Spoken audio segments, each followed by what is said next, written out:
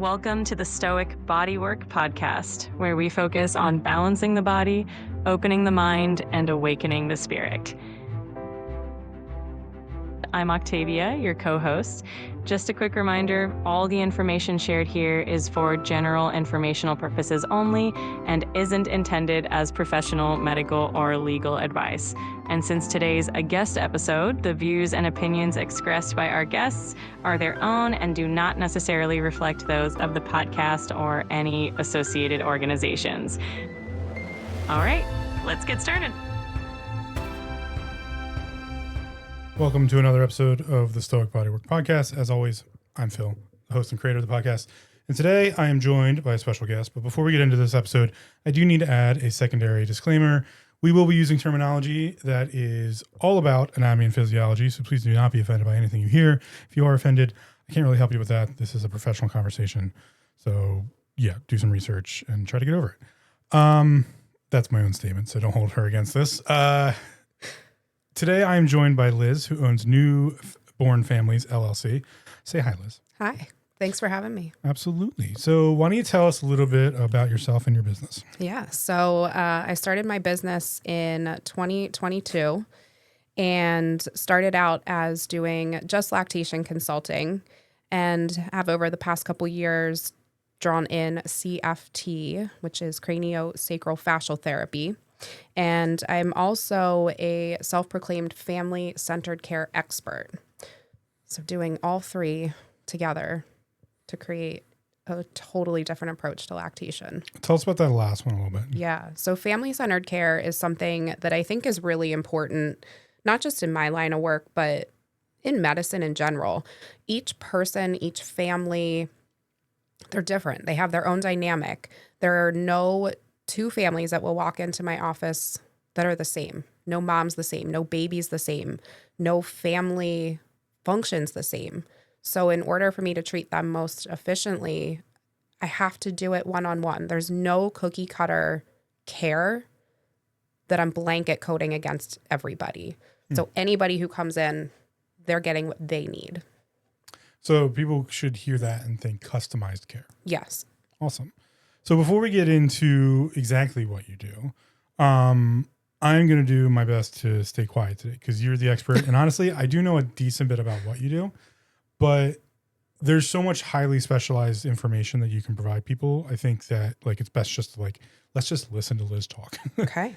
You can have me jump in when you want, but, and we have Octavia if you need her, but my background is bodywork, and I was trained by a doula. So I do have a background in understanding how the fascial system works, just overall. But also, having been trained by a doula, I do understand a very small amount of the issues that go along with prenatal care, postnatal care, and also I never would work on infants. It was one thing that was possible in bodywork. I just didn't get into it.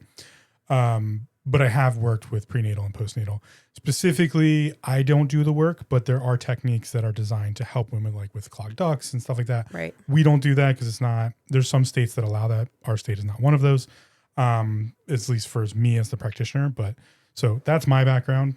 I'm happy to chime in when I can. But the other thing I would like to do, and I'm probably going to get in trouble for this one, but I'm going to do it anyway.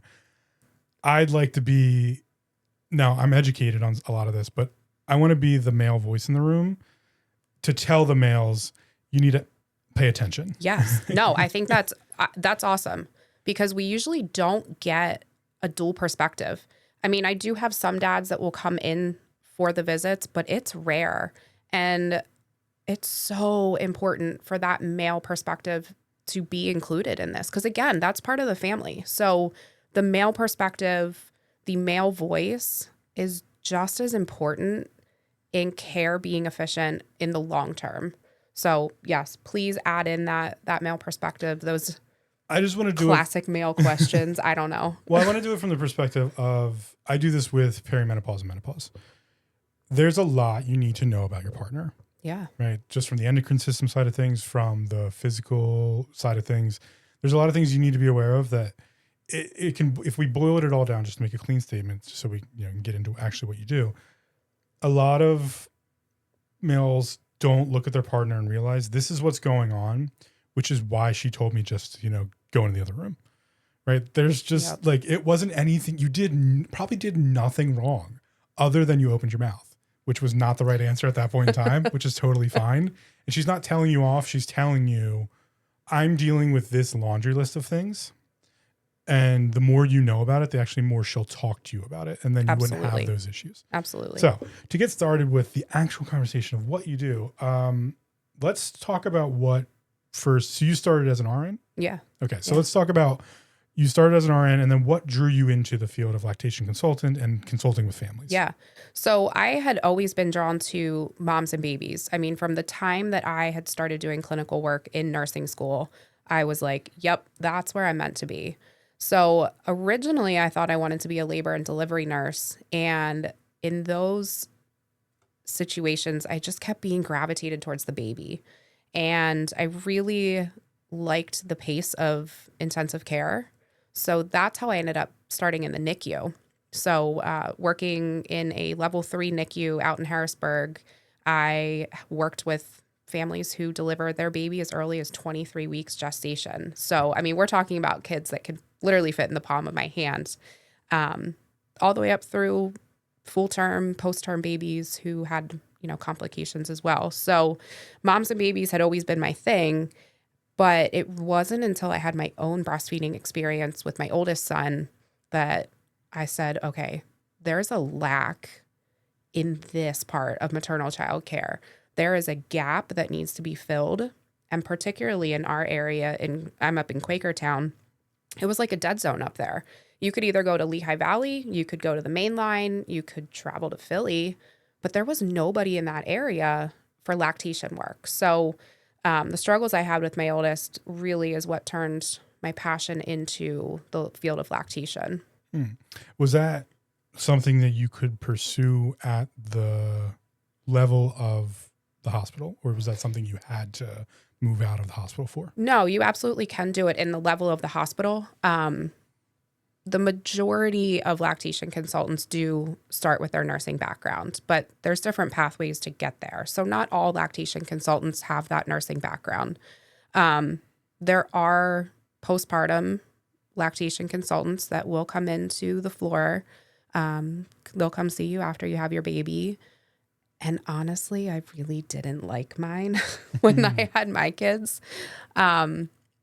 And I actually did start my lactation career in the hospital setting because I wanted to change the narrative of those in-hospital lactation consultants. Because you ask anybody, any mom in the community who's had a hospital birth, hey, how was your lactation consultant? Oh, she was awful. She didn't help at all. Or she was really rough. All she did was grab my boob, grab the baby's mouth, and shove them together. So I had tried. I really, really gave it my all. And it just did not end up being a good fit for me to practice in my most authentic way. So that's how I ended up going private practice. And for me, it was the best decision I made. What kind of jump did you do there? Was that like, you were like, you know what, I'm out, I'm going to start my own business? It was kind of a slow start. I had the business started while I was still in the hospital and was just doing a couple families on the side. So, 1 or 2 families a month, really not a lot of my time. And I think it was with working with them and seeing the quick progression to them feeling like they were thriving that made it even more apparent I was not making much change in the hospital setting. And then you couple that with just some institutional barriers I came against. I, at one point, was like, that's it. I just can't. I would come home feeling upset that the patients I worked with didn't get my best and most authentic self. And that's a really heavy feeling to take home your work. So I made the decision 1 week. Literally, it was 1 week. I was like, that's it. I'm done. Put my letter of resignation in and took the leap to doing the business full time. So that actually covers the 3 Ps, all 3 of them. So when I talk about, like, I do small business advisement, or used to more than I do now, there's pain, passion, and position, right? So there was a pain in the community, you've solved it, you had a passion for it, and you were in a position that you could do something. It's rare that we see all 3. So when you made that leap, did it feel like a leap, or you were like, nope, doing this, and then it just kind of like worked? A little bit of both, actually. I was fortunate at the time that financially there was not a lot of pressure on me, where my husband was able to front most of what we needed as a family. So, but I still wanted to contribute, obviously. So I did. I sat and I crunched some numbers and I'm like, okay, how many people would I have to see each week to make the same amount that I was working or making when I was working in the hospital? And so there was a little bit of hesitation there, like, oh gosh, can I really do this? How am I going to get my name out there? Are people actually going to reach out? I wasn't in network with any insurance companies at that point. So then there was that whole fear of, are people actually going to pay for my service up front? So there was some hesitation, but I just did it anyway. I think it was probably one of my bolder moments in life where I'm like, I'm just going to do this, and totally leapt into it. We call that the entrepreneurial story. Like, it just has to happen. Yeah. You don't make a successful business without making that, like, oh no, I'm about to fail at everything and crash and burn, and have all of my peer group be like, what were you thinking? And then you just do it anyway, and all of a sudden it works. Yeah. Was there like a specific moment you felt like, oh, I'm good, I made it, this is it? Let's see. I think probably that very first week. So my minimum number of clients for my like break even number was 5. And I remember the first week that I went over 5 and I was like, oh, I'm actually doing this. And then it was a month in a row. I was over 5 people a week.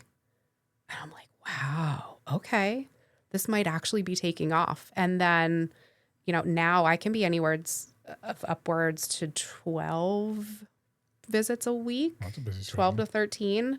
So it was like a snowball. It starts out small, especially in a family-oriented service. Mm-hmm. You need those moms to feel brave enough to reach out to you in a vulnerable moment.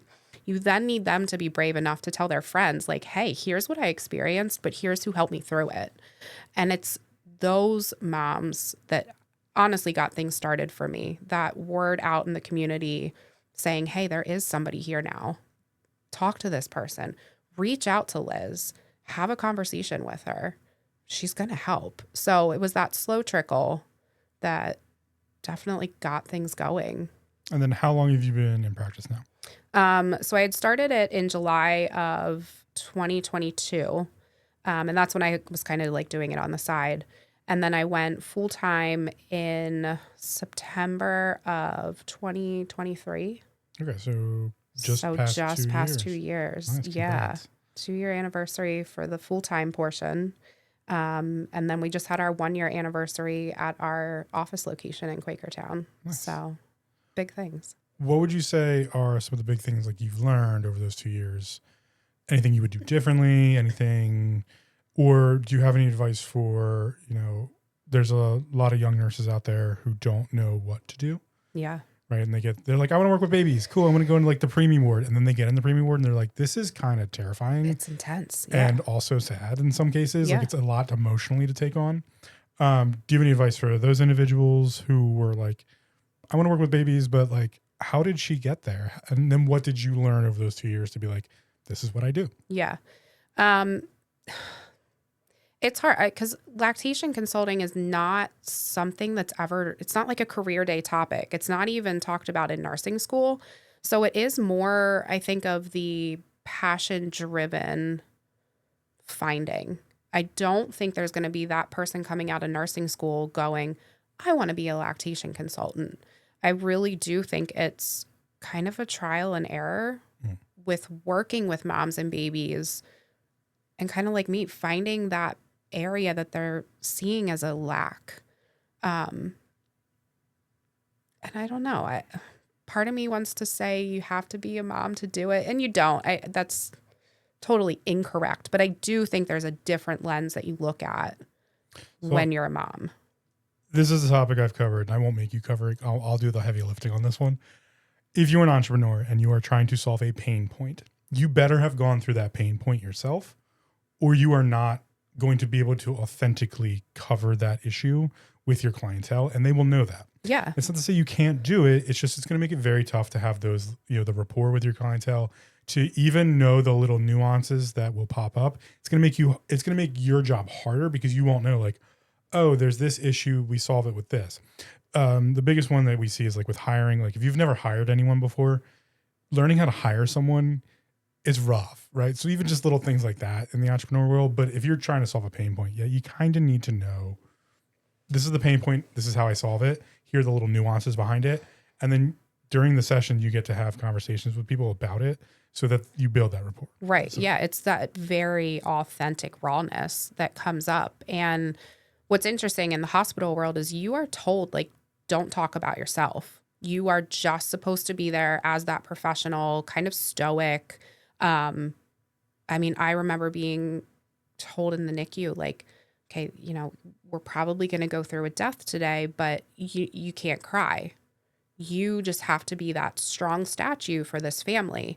And it didn't feel authentic. So now sitting in a room with moms that I can quite literally feel their pain because I've experienced it myself, and being able to talk about that and say, hey, here was my experience.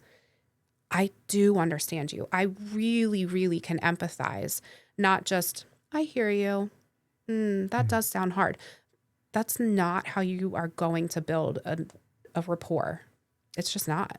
I would say specifically, given my background, my practice, I'm not allowed to advertise it this way, but we've talked, like, my practice is 80% women, and I've always focused on female health. It's just, I know a lot about it. I do well with it. I've trained female fighters. I've done all those, different things. I was raised by a single mom, trained by a doula, blah, blah, blah. So I find with women specifically, like, you can't, if you're actually providing care to a woman, you can't come at it from a standpoint of like that stoic side. You almost have to come at it from the sympathy side to be like, hey, and I say, I don't understand, which makes a whole big difference comparatively. So I definitely see that. From that jumping off point, I think it's a good point to look at. Let's go right through the whole process, right? Okay. Mom goes to the hospital. It's time. Baby's born. Typically, so what I remember is they used to, I've had a lot of horror stories about, like, they used to take baby out of the room, and I've heard recently that a lot of hospitals are stopping doing that. Baby stays in the room with you. It's right next to you the entire time, but feeding happens immediately now, like from far as I understand. So why don't you run us through, like, okay, we're going to the hospital. Here's what's about to happen when it comes to what you do. Yeah. So it's interesting because people aren't prepared. I think during pregnancy, people are prepared for birth, and they forget that there's this whole other thing afterwards. So there's also a lot that happens in the hospital that people just don't understand why it happens. So you go in, you do your hospital tour, and they talk about, we preserve the golden hour. People are like, well, what is that? Oh, well, the baby stays with you after birth. Well, shouldn't they? Yeah, of course. So that golden hour, if your hospital's not prioritizing that, like, just turn around and run, honestly. But most of them are. Good news. So that golden hour is the very first time after birth that your baby will feed. So it's a 60 to 90 minute time frame where babies go through 9 different steps to get themselves up to the breast. It's called the breast crawl. Watch it on YouTube. It's amazing. So a baby is born, placed on mom's stomach, and within that 60 to 90 minutes, they will crawl their way up to the breast. So they're already using muscles. They're using reflexes. They are using all of their innate senses to get themselves to where they need to be. Sometimes that process can be a little rushed through, and that can also be damaging. So it's really important to just let this naturally play out. Let that baby kind of work their way up to the breast. Start to feel with their hands, move their head side to side, stick their tongue out, try to get to the nipple. And then, yes, you can help them on. But that 60 to 90 minutes is so, so important right after delivery. Now, obviously, there's, medical things that come up where mom and baby can't be together at that point. And then we would just want to prioritize having that first feed happen as soon as we can. From that point forward, moms and babies really should not be separated. At this stage, there's no reason to take a baby out of mom's hospital room. There's not. Any bedside testing can be done right in mom's room. Really, the only thing that they're not going to do in the room is a circumcision. And I mean, I feel like that's pretty obvious to say, but everything else can be done right with mom in her room. Baby can also be on mom's chest. And that connection is key to not only having breastfeeding success, but I really think establishing a good connection between mom and baby, as well as helping to regulate the infant's full body system. So they are born and they instantly have, I call it the laundry list of things they have to do. You know, they've been inside floating around in the penthouse. They're getting 24/7 buffet. Mom's doing all the work. And they're born and they have to breathe. They have to maintain their heart rate, blood sugar, temperature. They have to breastfeed. They are realizing it's brighter, colder, louder. They're not hearing mom's heartbeat. And that can send their nervous system completely askew. So if we're keeping mom and baby together, baby's in their comfort zone. Baby's like, okay, I'm good. I can do this. And they regulate themselves off of mom. And I know, you know, you've talked about the mitochondrial DNA with all of that being from the mom. So when we're talking about that energy flow, we do need them to be together. Yeah, so that actually comes from a lot of what I did with the doula I worked with. That we didn't know at the time that, you know, like we know now. Mitochondria comes from mom. Sorry, dad, but mitochondria comes from mom. Like that's the baby's in mom's system. It's her mitochondria, right? It's DNA and RNA expression, different. Mitochondria, energy stores. Mitochondria make up the voltage value for the body. That's where we get into like bioelectric field work. So the doula that trained me, she was Inuit, and I think I've told you this. You know, we talk about like the Eskimo kiss and all that stuff. That's, you know, that's kind of, I guess, a derogative term nowadays. But what they're really doing is they're applying pressure to each other's foreheads, but they're entering each other's bioelectric field. And it's only done between family members. It's not really done with like random people, as far as I understand. That may have changed nowadays. I can't really talk to it, but that's what she taught us, is like, this is about the bioelectric field. And she never really talked about what you just talked about, which was very important, the developmental side of, you know, breastfeeding, and especially that golden hour. But she talked about a ton of developmental things as far as the fascial system goes. You know, just as a one that I've always found amazing, babies don't have patella bones. Right? Yeah. They have patella ligaments that become bones. So they have to crawl. So hearing, I've never heard someone put it that way, like, oh, that instance of crawling up the mother's chest to feed, like that starts a whole process that I can think down chain, I call it. Like where, oh, wait, like that's going to turn into patella development. Yeah. And it started within the hour of being born. Yep. Like that's crazy. Okay. You want stronger knees? Yeah. I mean, and like even the stepping reflex, I mean, they will push with their feet on mom's stomach to lunge themselves upwards. So we're establishing the beginning of their lifespan within that first 60 to 90 minutes.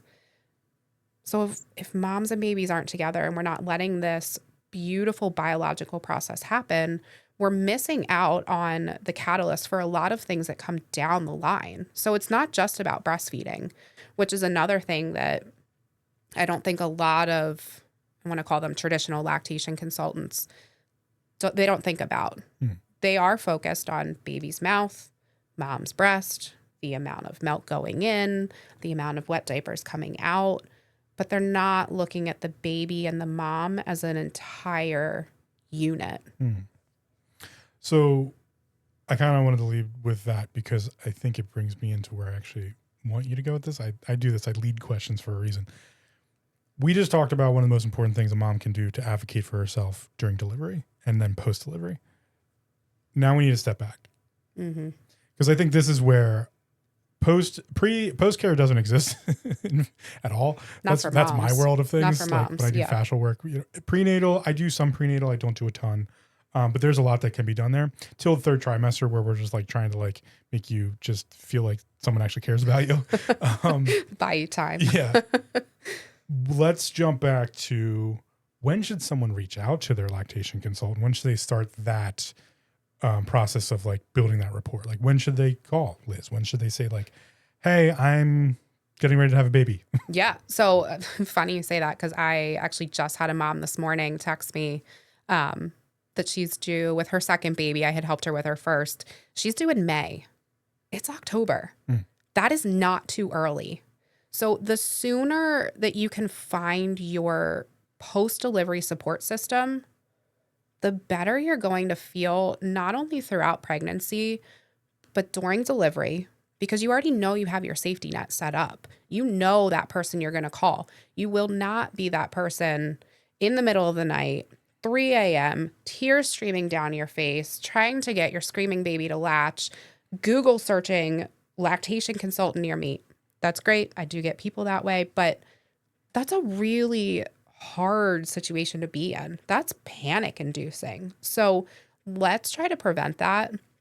I am all about working with things before they become an emergency. So you can definitely be proactive by reaching out during pregnancy instead of getting to that point where you need to be reactive when you have had the baby and you're running into problems. I do prenatal visits. That's not only for first-time moms. That's for every mom. So you are always going to be a first-time mom, in my opinion. That's what I tell everybody. You are a different person with each baby. You're going to give birth to an entirely different human being. So it's going to be your first time being a mom to that child. So come in ahead of time. Let's either, one, educate you on your body, how your body works, how breast milk's actually made, what you can do during delivery. What should those first 5 days look like? Because if you know what things should look like, the sooner you start to veer off track, the faster you know to call and get back on track. And then with second time, third time, fourth time moms, come in. Let's talk about what your experience was. What did you feel really good about with your previous breastfeeding journeys? What did you wish you had? What did you feel like was a struggle point? What are you anticipating being different and a little hard about this upcoming journey? We can get that individualized game plan set in place ahead of time. So again, we're trying to prevent that panic situation in the future. So the relationship should start pretty early in the pregnancy. Yeah.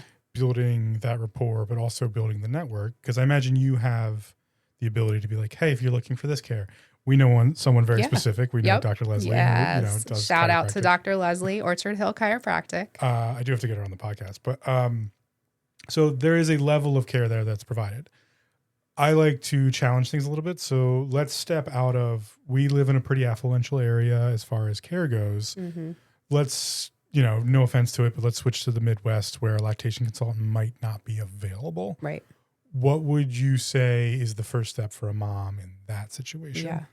So telehealth is not my preferred choice to provide care, but there is a lot that we can talk through and that I can guide mom through, to do with her own hands. Baby's going to respond best to mom no matter what. So if I can virtually ask a mom to try placing their hands a certain way on the baby, reposition them, try to, elicit some tongue movement. We can do things telehealth.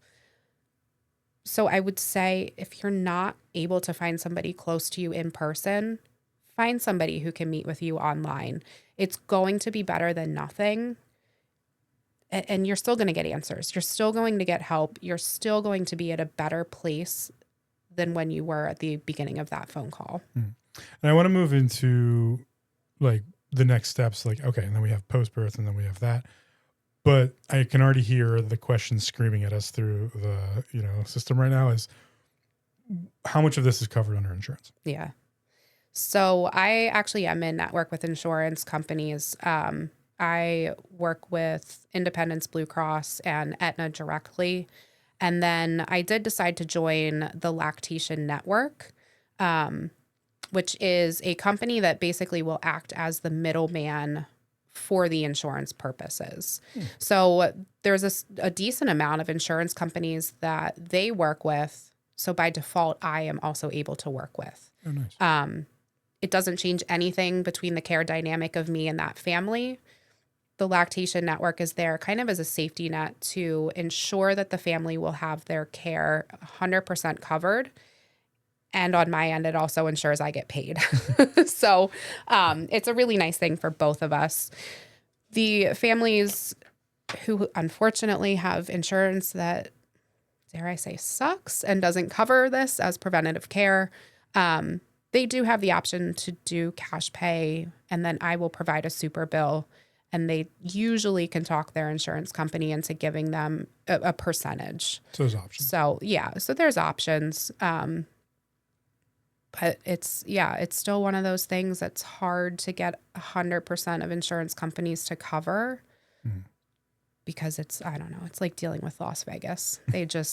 They make their own rules and they always win. Oddly enough, Las Vegas is failing currently, so maybe that's foreshadowing. Yeah. All right, so we know how to set up the relationship, the rapport. The individual can reach out. Now we know how it can kind of be paid for, or possibly the reimbursement there. Let's jump into your expertise. Yeah. And I think the fun question for this one is, let's start with the things that you would like to correct about what we know about lactation consulting and all of that stuff. Essentially the misconceptions or the fears, also you can get into the fears for like new families and what they're expecting. Yeah. I think the misconception is that it's easy and that it's natural. Everybody wants to say, oh, breastfeeding's so natural. There is nothing natural about this. There's natural, see, like male perspective is even like, no, this isn't right. So there's natural reflexes that the baby has. Obviously there's, natural hormones that are circulating in the women's body to make this process happen. But the actual connection to make feeding comfortable is not natural. And I always wonder about those families that say, oh, yeah, breastfeeding was easy. Was it actually? Or were you just kind of led to believe, oh, it's going to hurt a little bit? So I do always wonder about those families that don't reach out. Could their experience have been more optimal? So I think, again, it kind of goes back to reaching out prenatally. You don't know what your journey is going to look like. So why wouldn't you just reach out? I think another thing that people kind of fear is, well, am I going to waste Liz's time? Am I going to waste my time? I don't really know if I have a problem. I think things are okay. Wasting time shouldn't be a fear. I guarantee you will come in, you will learn something. And even if that's just, wow, things actually are really great. You're doing a wonderful job. That's priceless. Peace of mind as a mother is priceless. So if you can come in and I can give you that, definitely not a wasted visit. So it turns out, apparently, lactation consultant positions is just like being a physical trainer. Yeah. I mean, we tell people physical training all the time. We tell people even if you know what you're doing, just coming in and having me be like, hey, you're okay. We just tweak this. Yeah. Make this a little bit better. You don't have to have a problem to come see me. Absolutely. Right. If we do physical training. Yep. Or even when we talk about postural stuff, if you want to go see your physio, if you want to go see your chiropractor, if you want to go see me as a body worker for your posture, you don't necessarily have to have my posture puts me in so much pain. Right. I used to do all the time where it was individuals who had labor intensive jobs. Nurses was one of them. The biggest one was a dental hygienist. Here's what we can do to keep you out of pain because we know this is going to be painful. Yeah. So it sounds very similar. Yeah. And there's always preventative things that we can talk about. So I'm not going to sit there in 5 minutes and be like, yeah, you're great. So the answer is not to wait for a problem. Yeah, absolutely. Yep. I think that's proactive, not reactive. That's a huge misconception. I even hear on my side, when I talk to women about it, and because I usually say oh, you're pregnant, here, talk to Liz, or you're pregnant, talk to Leslie. They don't see it, at least from the perspective I'm getting. They don't see it as oh, I do this ahead of time. It's usually more that Yeah. reactive than I'm going to proactive. call in the moment when I'm panicked. Fair. So that's the misconceptions and the common fears. What about let's like push the male side now, right? Like what should on that agenda, what should the partner know? Everything. Well, sorry, that's a lot of pressure on the male side. I That think doesn't have to be the male, like, if we're talking about a, lesbian couple or anything like that. Oh like, yeah. The partner what who's should the supporting partner, and by extension, I think even just the family members too. perfect. I 'Cause do that think one's oof. yeah.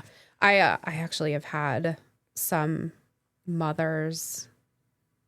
grandmothers of the baby come into the office because the mom's like, this is a hard dynamic between me and my mom. I'm like, cool, bring her in. I'll play the middleman. So I think it is important for partners, husbands, whoever is going to be in the household supporting that mom and that baby. I think it's important for them to understand the basics of what this mom's job is. The mom's job is to feed the baby. Nobody else can do that. So anytime somebody's coming in, and I joke with my prenatal clients, I always say that everybody's going to want to come to hold the baby, but they need an admission ticket to get through the door. And that admission ticket is a home-cooked meal, nutritious meal, the promise to do like a chore that they don't want to do. So like scrub the toilet, do some laundry, mop the floor. Those family members should be coming in to support the rest of the daily living so that mom can solely focus on her job of feeding. So what mom needs to prioritize is herself and her baby. It is not the time to be expecting moms to get back into life. So anything that partners, family members can do to make mom's job of resting and being 100% in her body and with her baby, that's the best thing that they can do. I do think also kind of understanding some of the hormonal ups and downs does help, particularly dads or female partners, because, like you said before, dad says one thing and gets his head snapped off. It's not because the dad said something. There's a whole slew of things going on behind the scenes in this mom's body that are all over the place. So understanding that a reaction from mom is just signaling something else going on in her body. Is there any education resources for the partner or family? My thought process was I've heard stories of it's hard, if you have a 2-year-old and you just had a baby, right? 2-year-old probably just got done nursing. Yeah. Now they want to nurse again because they see baby nursing.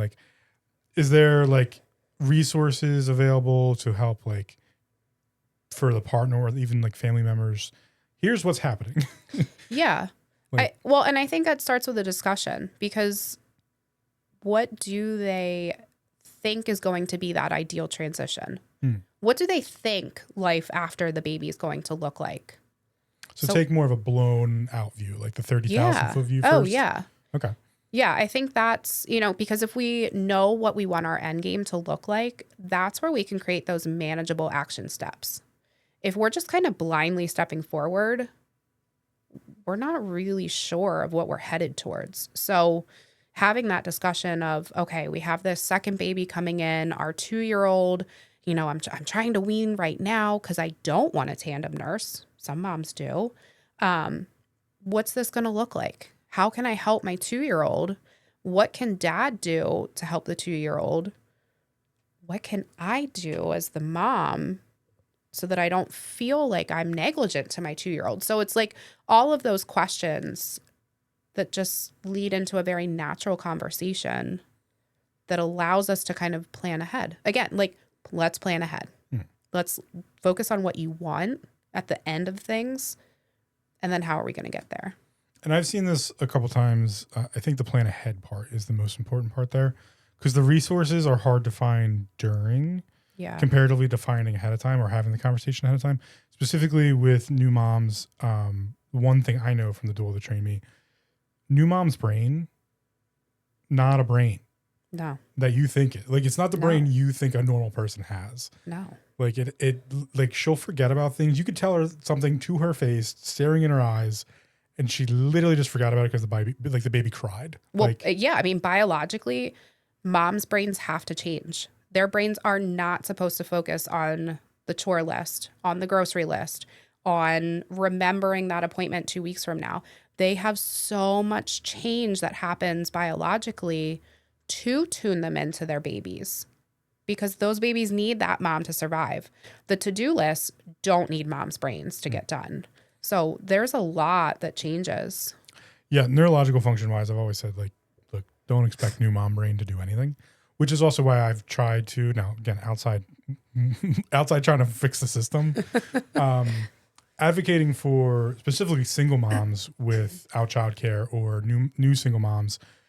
Like, if you're expecting her to do a high level CEO task and she just had a baby, you know, You're setting her up for failure. like, yeah, don't expect that task to happen. Yeah. Like, I don't know why you would think like, oh yeah, oh, we had this like super, like, mom's a baller, right? She's like, 10 years into her law career and she decides to have a child and she comes back and you somehow expect her to sit in court and figure out why she's defending this.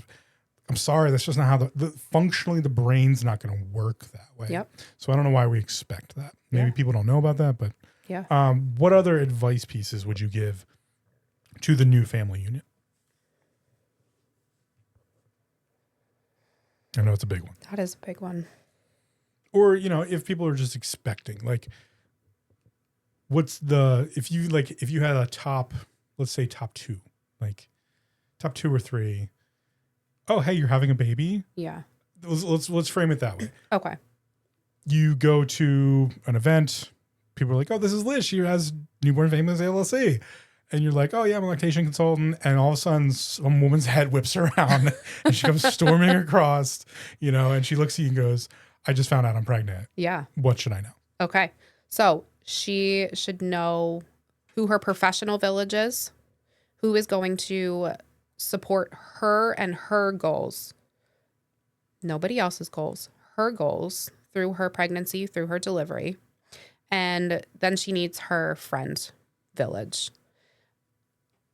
It does ring true that the taking a village to support a family, it's so true. So you can have all of that professional help, but who are you going to talk to day in, day out? Hey, this is really hard. Today, this didn't feel like a win. Today, I got out of the house by 10 a.m. I put clothes on. Like, those are the friend people that you need. And it could be family members too, but who's your peer support going to be for you as well? So I think having both sides of it is important. It is my goal, I said for this year, at this point, it's probably going to be next year, to start doing prenatal get-togethers. There are some places in the area that will do mom and baby get-togethers or postpartum breastfeeding circles, but I think we need to start focusing prenatally. So if we can start a prenatal group, find somebody in that group who has a due date close to yours. How can you support each other through this? How can you kind of lean on each other and learn from each other throughout this whole process? So it's interesting you say that, because when I used to train female fighters, we had a very specific method, and I joke about it sometimes. I think you've heard me say it. When I trained the girls, we make them cry and then we give them a hug. I have not heard you say that, Oh, but it doesn't surprise me that you would say that. that's like when we developed the system, because I was like, the fight camp that I worked with, no one trained girls. I was like one of the first ones at the gym to do it. And we learned very quickly, this other guy that I worked with, the girls worked harder. They trained harder. They beat themselves up harder. They went farther before they tapped out. Mm-hmm. But then all of a sudden there was this like emotional outburst that came and we didn't know what to do. We were like, uh-oh. Yeah. And so we learned like, oh, it's okay to make them cry. We just got to make sure that we show up and give them the hug afterwards. And be Repair like, hey, it. I remember this one girl she took a knee to the face. She turned around and essentially it was along the lines of like, you're fine. You're still cute. Like everything's good. Like your nose is broken, but like, you're fine. You still look good. And then she like turned right around and like kept going. Like, so on the post side, we have a lot of things like, oh, hey, do this. And I talk about it all the time. Like, hey, there's no post-care in Western society for the most part. Do these things. Mm-hmm. On the prenatal side, it makes sense for you to do something like that because the common, and I want to get your opinion on this, the common thing I hear from moms and someone who's been, through birth, the whole 9 months, really 10 months leading up to that, everyone treated you like a body on a table. Everyone's seen you naked. Everyone's like poked and prodded you. Everyone's tried to touch your belly. Yep. There's no emotion there. No. It's a checklist. I mean, you come in, they measure your belly, find the heartbeat, do the swabs they have to do all the things. They check on their checklist. And I actually, looking back, like now I'm thinking, I don't know if anybody ever once asked me at a doctor's appointment, how are you doing? What are you feeling? Like, what has changed? How can I support you? So it's hard. It's like, I don't want to say it's almost numbing, I guess, is the best word to describe it. I think because we as the pregnant mom are in the office so frequently, we get this sense that we're mattered or that we matter. But then as soon as that baby's born, okay, we'll see you in 6 weeks. Okay, but don't forget, set up your day 2 visit for the baby, your 2-week visit, your 1-month visit, your 6-week visit for the baby. Like there's all these check-ins for the baby. Nothing for mom. So there's this huge gap of time that moms are kind of lost and forgotten about. So yeah, I think it's a great idea for you to you want to put that together because I get it all the time on the bodywork side of things. Specifically, we were talking about 3rd trimester. She comes in, she gets on my table, it's side lying, and honestly, my job, I don't do massage anymore, but when I did at the spa, the joke was I was one of the only ones because I was certified to do it. And you never, hard stop, never get a massage from someone who's not certified in prenatal. There's a lot of things that's on the practitioner, not on mom to know, but should be on the practitioner. We pop up the right hip, there's certain things we do and don't do.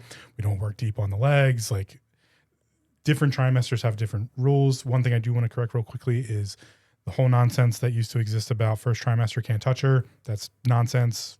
She's already trying to lean halfway off the couch and break herself in half anyway. So we've gotten rid of that.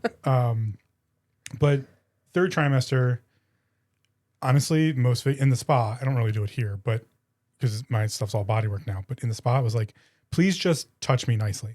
Yeah. Right. Like some people might, that sounds like just give a warm crazy touch. Like I could literally just put my hands on her spine, like on her back and just be like, cool, everything's fine. Yes. And that was plenty of a massage. Yeah. Right? So yeah, I definitely think from the emotional side and that, which kind of moves us into, let's talk about the basics of lactation. Yeah. And I think we'll start with, because I have a feeling this one, you might go off. Who knows? We'll see. Let's talk about the myths, right? So mom's come in, mom's made the villages, right? She's got her, that was your advice, find your villages, do that. She's done all that. Now she's online. She's like, okay, cool. I got my village. I know what I'm doing. I have Liz, but I don't have access to Liz all the time. So I'm going to hop on TikTok. Yes. I'm going to hop on YouTube. I'm going to watch an Instagram reel.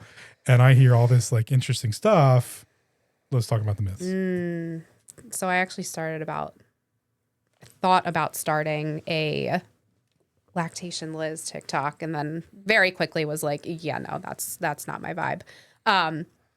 But the number of people who come in and they're like, so I was on TikTok last night and I saw this mom and she pumped 15 ounces in the morning. I only made 3. I'm making a face. What am I doing wrong? And I'm like, you're doing nothing wrong. Let's talk about this mom who's pumping 15 ounces in the morning. Does she have a thyroid issue? Does she have a pituitary tumor? What is she doing? Well, yeah. Sorry. God, yeah. Oof. 15 ounces. Sorry. And that's lowballing for some of the videos I have seen for these super pumpers. Yeah. I don't even know how I like got in the spiral of it the other day, actually. And there was a mom in the middle of the day who pumped 28 ounces. For everybody out there, that's called an overproducer. Yes. And it's something to be aware of because that's a lot to deal with. It's a lot to deal with. And I was going to say, like, to put it in perspective, 30 ounces per day is the average of what a baby will take. Girls tend to take a little less. They're like 26 to 29 ounces per day. Boys tend to be like the 28 to 32 ounces. So, yeah, I mean, there's this myth that if you don't have a freezer stash filled with milk, then you're not making enough. So it's hard when these moms who are making enough come in and feel like they aren't, or feel like they're somehow failing because they don't have all of this stockpile.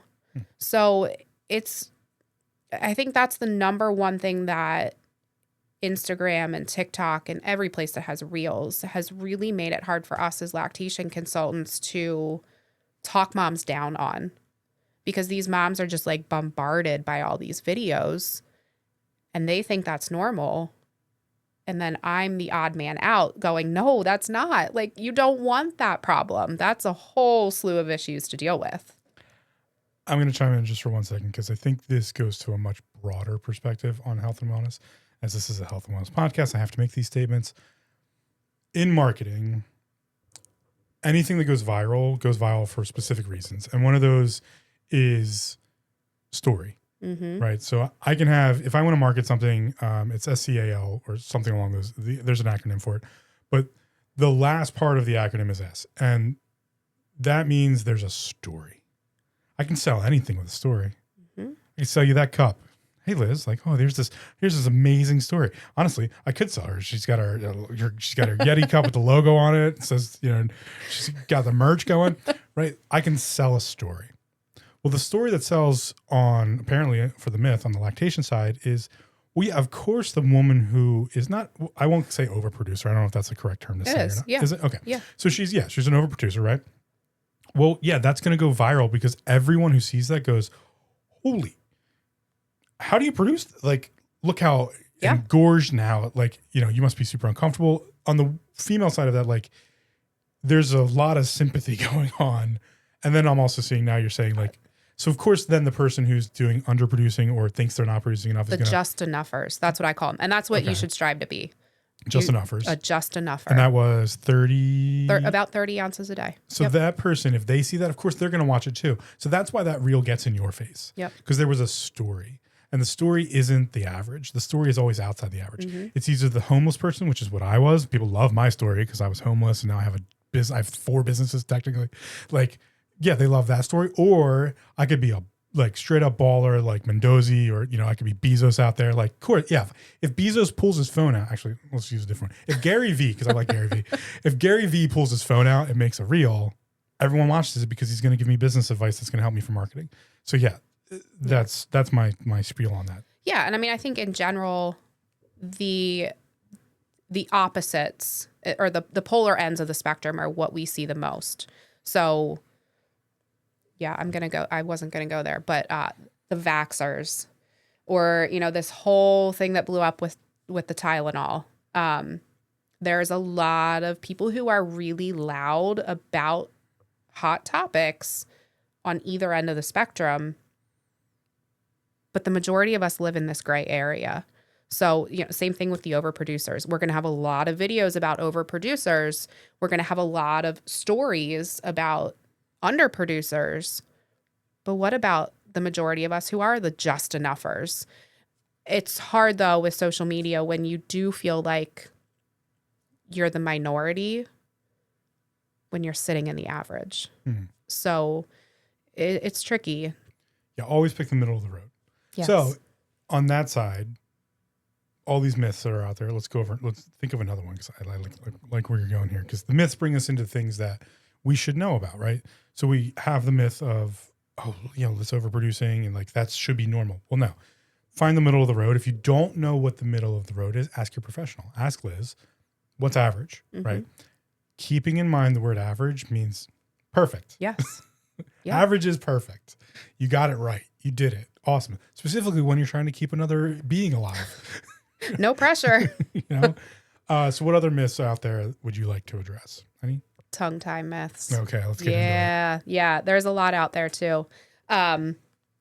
So I think we're starting to do a little better with social media stuff with tongue ties. But the classic one that I still hear a lot is, well, the baby can stick their tongue out, so they don't have a tongue tie. False. I'm like, oh, okay.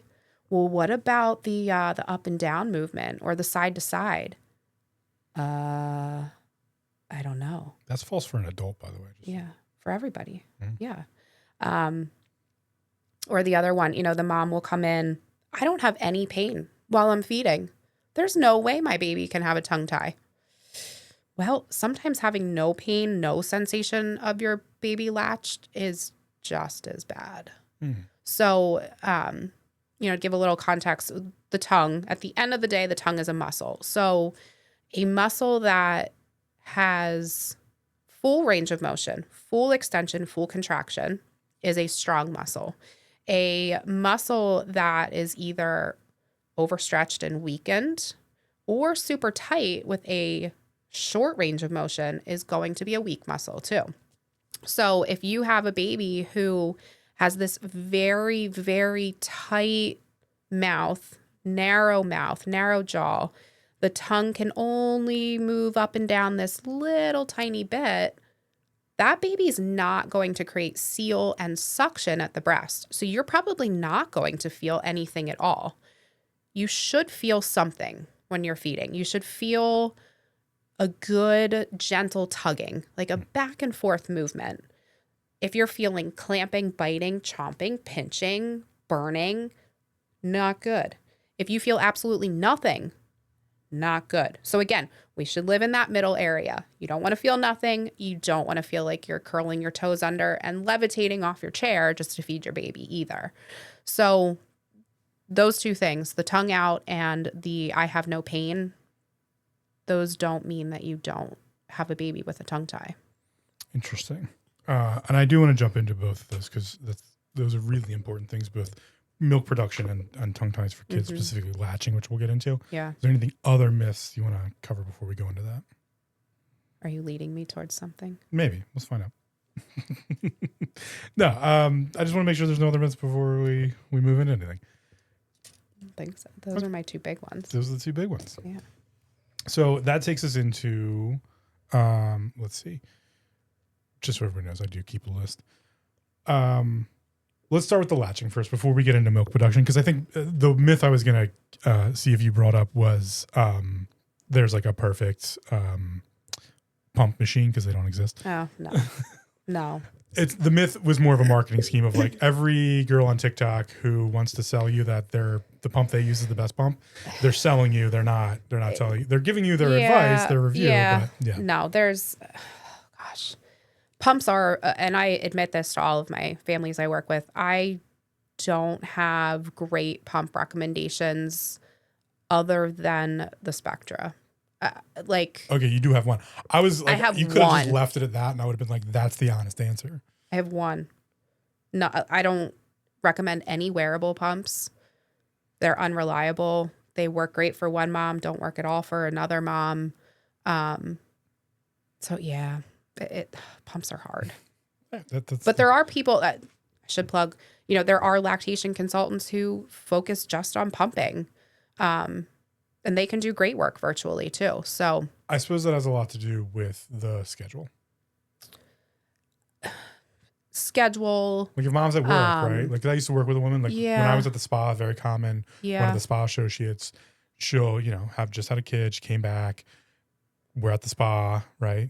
And I don't know. All right, so this is a pet peeve. I have to sidebar on this one. Sorry, I'm trying to let you talk as much as possible. But I worked with this girl, Lauren. She was she ran the head of the front of the spa.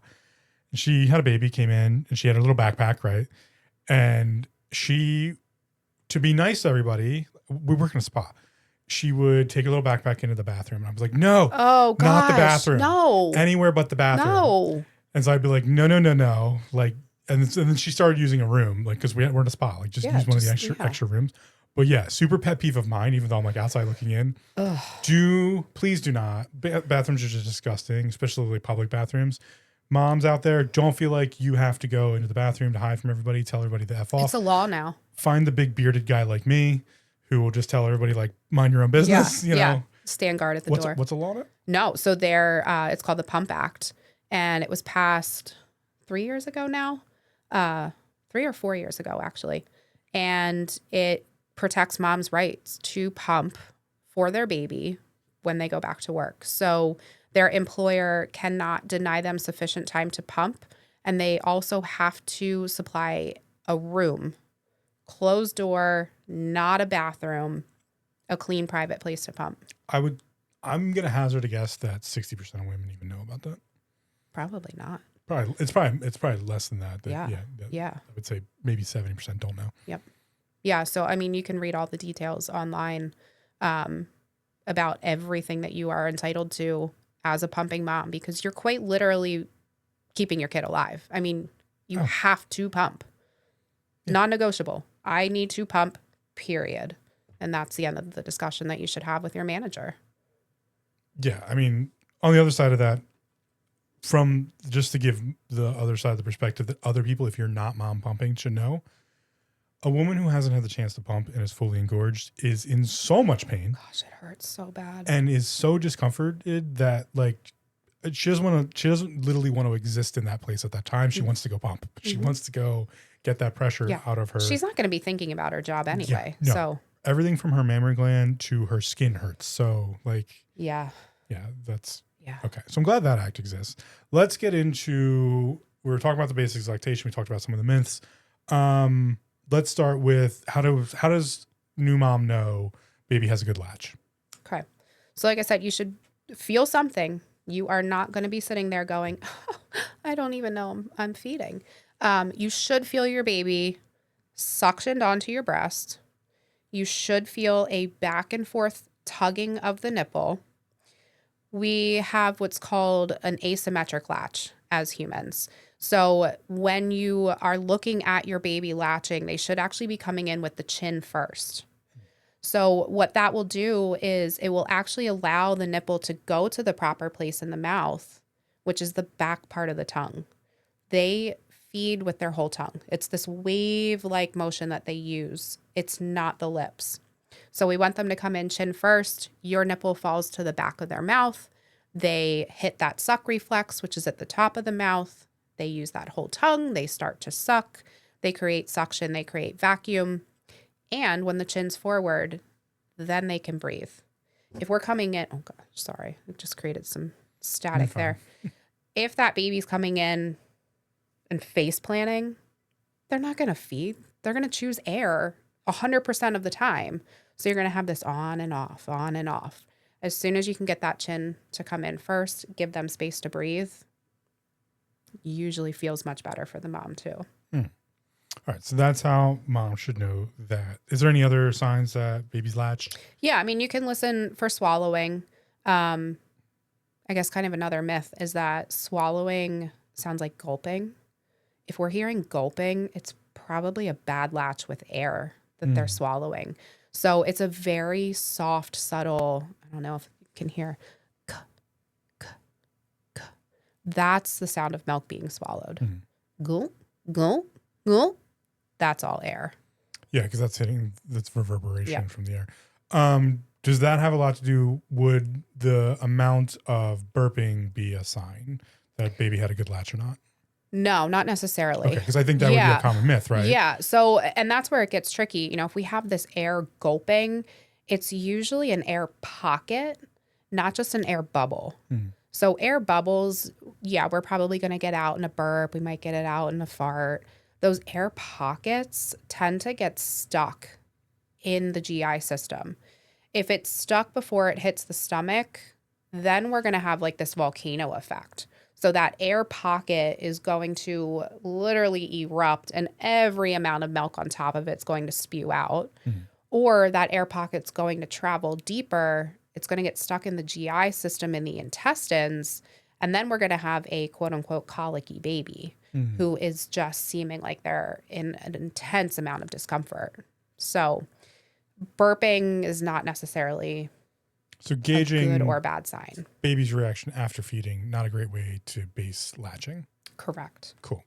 I have a feeling a lot of people might be reading some things or hearing some things, or it sounds like one of those ones where someone would be, like having like a night out and like you'd be like, oh yeah, if your baby does this, like sounds like one of those ones. Yep. Too. So I just wanted to cover that one. So we've covered latching. Let's go into barriers on building milk supply, specifically in the first couple weeks. Yep.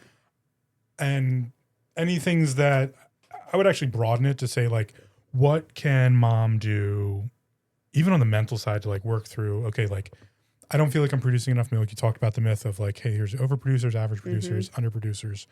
One I know about is like, I think women call it the slacker boob. Yes. That's like one of the things. Hey, turns out due to genetics and an anatomical correction of the human body, you have one mammary gland that's going to be slightly larger than the other because of your lung tissue. In case anybody need to know that. But yeah, so let's talk about milk production, what she might be able to do to help build more, or things she should know about there. Yeah, I think knowing what to expect is helpful in knowing that you are building your supply appropriately. So the very first day you give birth, I think some people have a thought that they will just instantly have all of this milk. Baby's born. Oh, yep, baby's here. We're going to flood them with milk. And that's not true either. So you will start out with a very, very, very small amount of colostrum. So that is the milk that your body will start to produce actually in the second trimester. And that's your baby's first food. So colostrum is high packed in nutrients. It's very... the most fascinating. Oh my gosh. Dense. Yes. Nutrient-wise substance in the world. I mean, they call it liquid gold. It is. And it really is. Most Fixes people... GI issues, all sorts of stuff. Oh, yeah. So the prebiotics that are in it, the amount of proteins that are in it, the amount of salts and electrolytes, I call it, it's like a salty protein shake for babies. Super packed with a little bit of immunity, not a little bit, a lot of immunity. So it is the most important thing that your baby can get in those first couple days. It's small quantities, but each drop is more nutrient dense than the rest of the breast milk that mom will ever make. So we need to anticipate that our breasts are not going to feel different. If we have a blueberry size amount of breast milk inside of our breast, we're not going to notice that. That blueberry size is the size of our baby's stomach. So we don't need to feed them a lot. Fair. Fast forward to day 6, when now your baby's belly is the size of an apricot. If you have that amount of milk inside, you're going to be like, oh yeah, okay, something's happening here. So day 5, day 6 sometimes is not too late for a mom to start feeling like they actually have breast milk. So knowing that it does take some time to build in that first week helps us to understand that it's a slow grow. It's important, we want our baby to practice the suck, swallow, breathe with a small amount of milk. If we would come out of the gate with 30 ounces a day and our baby's like, go, go, go, they're just being flooded. They don't know when to breathe. They've practiced to suck. They've practiced to swallow. They have never practiced adding breathing into that. So that's another reason we want to start out with a small amount. By about a month is when we should be hitting that 30 ounces a day. So 3 to 5 mLs day 1 to 30 ounces within a month is that normal trajectory. The easiest way that moms can tell that their milk supply is growing is to watch their baby. I always say, watch your baby. Look at their diaper outputs. How many wet diapers, how many poopy diapers are they having a day? And that's part of what I educate on prenatally. What should we expect for that first week for those diaper outputs? How's the baby look after the feeding? Are they angry? Are their hands up at a fist, up by their mouth? Are they not sleeping? Are they sleeping all the time because they're kind of giving up on trying to find food?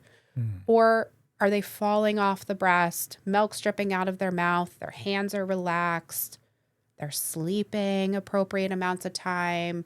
waking up at appropriate amounts of time. So what's their body language tell you? And then also, as we get further into breast milk production, moms can usually tell.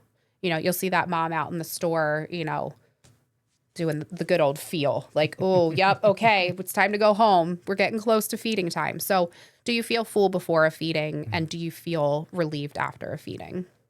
Okay.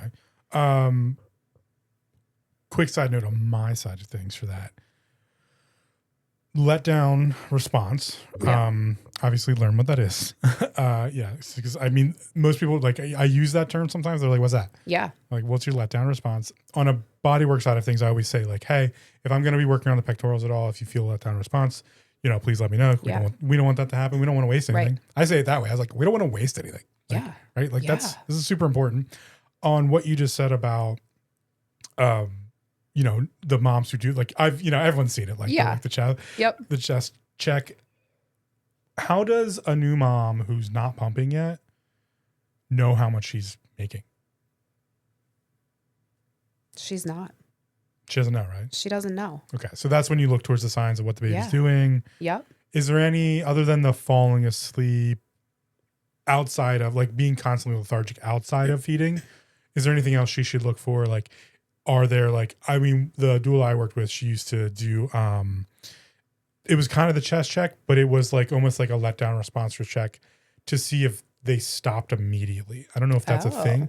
So she would say okay, if you can trigger, they call it expressing. Yep. Hand expressing. If you can hand express and you immediately stop after that, sometimes that's a sign. Right. You're not ready either to feed, or if you're doing that throughout the day and you're still getting that same response, you might be underproducing. Is that something you would agree with or could see there?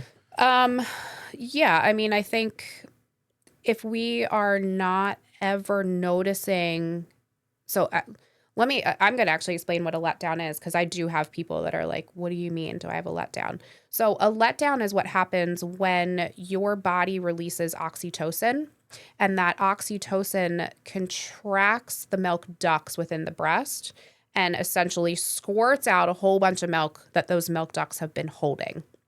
What is held in the breast will be expressed, most of what's stored in the breast will be expressed in that first letdown. So it's that release of milk.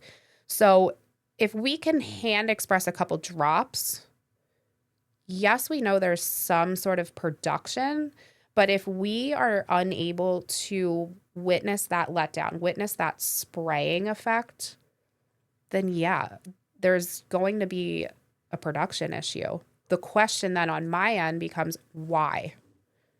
So let's get into that. Let's get into what happens next. So this is what's really unique about my position is I don't get the privilege of just working with the baby. I also get to work with the mom. And it takes both of them to create a supply. So the first 6 weeks postpartum, there should be a lot of hormone involvement to increase that supply, mixed with supply and demand.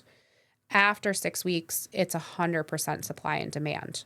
So if we're not having an appropriate amount of milk production, is there something going on with mom's hormones?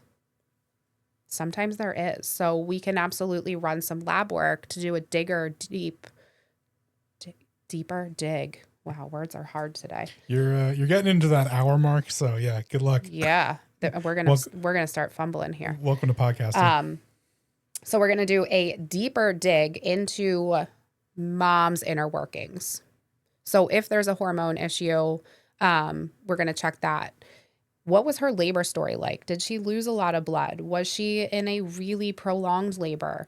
What's her appetite like? What are her basic vitals like?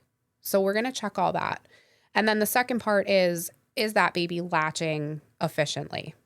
So not just is the baby opening their mouth, getting onto mom's breast and sitting there, but are they actively sucking, and can they maintain that suction to remove milk? So it's a two-part thing. It's not as simple as, well, how often are you putting the baby to the breast? How often is the baby sleeping? This is another question too that always gets me. How long is your baby feeding? It doesn't matter. It does not matter how long that baby's on the breast. What matters to me is what they're doing while they're on the breast. That baby could open their mouth and hang out for 20 minutes. Doesn't mean they're actually latching and removing milk. On that side of things, how much, now we talk about like nutrition for baby, right? That's what mom's doing. Yep. How much does nutrition on mom's side matter for milk production? It doesn't to some extent. I'm glad you said that, because I think this is a common misconception that like mom can just eat more and her body will have more nutrients and it'll produce more milk. Right. Well, if it's not getting the signals to do that, we see this in other cultures, specifically, outside the U.S., breastfeeding isn't as taboo. Well, I'll put it that way. It's like it's not as taboo. Not sexualized. Yes, perfect. Yeah. It's not sexualized. It's a natural, happens all the time. Specifically in Eastern cultures, it's not odd for grandma to have a reoccurrence of producing milk with grandbaby around. Yep. Because the crying child signals the milk production. Yep.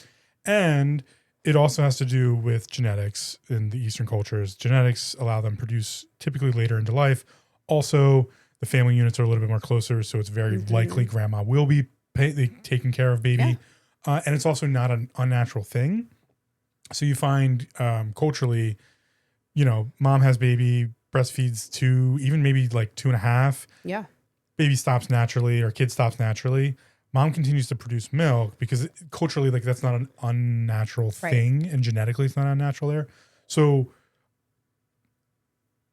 is there anything you would recommend nutrition-wise that could help? I know that's a tough one, but. Yeah. So for me, I always say it comes down to the basics of nutrition. And that's the very minimum that a mom can do. So when we look at what mom's body is going through to grow that baby and then go through the marathon of labor, it takes a lot out of her. So I do like my moms to prioritize protein. Protein is the building blocks to our body. Always. So we have to have protein. And that doesn't mean like she needs to, carry her shaker bottle around like a bodybuilder. She could. Yes, she could. We should naturalize that. Women should just be allowed to have protein on them constantly. Yeah, constantly walk around with their shaker shakes. Bottles. Yeah. How many people have to coach? Females have to coach like protein, more protein, more protein, more protein. And then they think they're going to get bulky and hefty. No. Not a thing. It's not a thing. Quick sidebar. Not a thing. Doesn't happen. I can tell you, Sammy Murfit, go look at her Instagram. You want to talk about someone who she's trying to get bulky and she can't. It's not easy to do. No. With that, what I will say is mom brain nutrition, my side of things that I know about, protein builds satiation. It also builds proper function of the hormonal system. Fats too. Fats are hugely important for female hormones. And a lot of times we as women want to, let's get back to pre-baby weight. Let's go on a low-fat diet. This is not, you shouldn't be doing any diet at this point, but definitely not the time to cut down fats. You need healthy fats for proper hormone production, as well as for your baby's brain and eye development too. Yeah. So on that, I can say across the board, I don't have any research to back up especially postnatal, but just the human system in general needs to be getting 0.6 to 0.8 grams of protein per body pound a day. And we now know that satiation and function of the body happens once we hit about 40% of that in a meal. Yeah. So if you get about 40% of protein for your daily intake in one meal, your body stops being hungry. It just shuts it down. It's like, oh, cool, I'm good now. You got your protein content. Awesome, good job. If you work out, that can triple. And breastfeeding's a workout. Thank you. I thought I'd lead you to that one. Yeah. It takes more calories and more toll on the breastfeeding mother's body than it does on the pregnant mother's body. That's great. I didn't know that. That's crazy. Say that one more time. So what they theorize is that to grow a baby, it takes about 250 to 400 extra calories per day, depending on what trimester you're in. To breastfeed, you are at a minimum of 500 additional calories a day. So your body is more taxed to breastfeed your baby than it is to grow your baby. Interesting. Yeah. I mean, I can theorize some like size factors and things like that and developmental factors, but I think then backing up to the nutrient question, calories. You need calories, good calories, Yeah. high quality protein, fiber, Right. good quality calories. But no, mom, please don't be worried about eating right now. Like, No.